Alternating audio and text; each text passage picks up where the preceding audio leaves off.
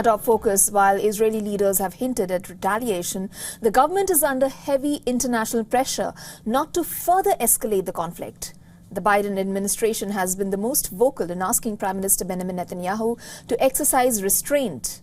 Pentagon Press Secretary Major General Pat Ryder said that the U.S. does not seek an escalation with Iran. This is after the U.S. supported Israel in shooting down dozens of missiles and drones launched by Iran on Saturday.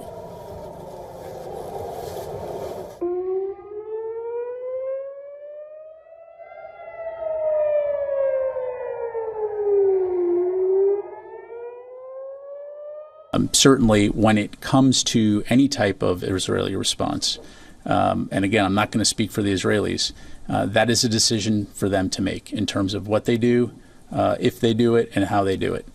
But again, from a U.S. standpoint, we continue to make very clear that we don't seek a wider regional war, and we'll continue to work towards that result.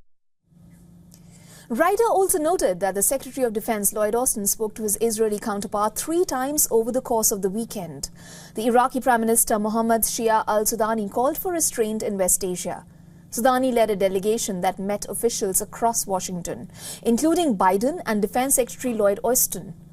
On the other hand, British Prime Minister Rishi Sunak said that all sides must show restraint to avoid a rising spiral of violence in West Asia.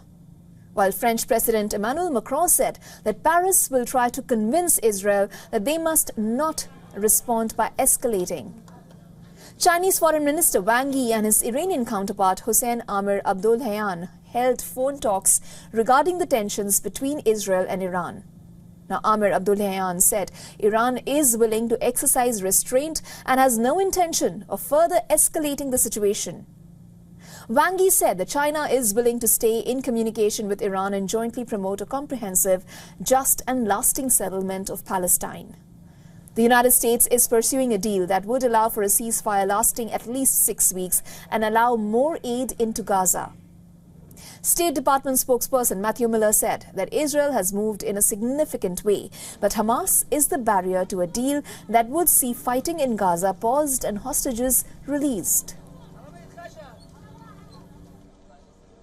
Hamas needs to take that deal, and they need to explain to the world and to the Palestinian people why they aren't taking it, because it is Hamas right now that is the barrier and the obstacle to a ceasefire in Gaza. Now, this comes as pro-Palestinian activists protesting the war in Gaza shut down the Golden Gate Bridge in San Francisco, California. Traffic on the 6-lane suspension bridge came to a standstill as several protesters chained themselves to parked vehicles. About 20 people were arrested and were taken into custody.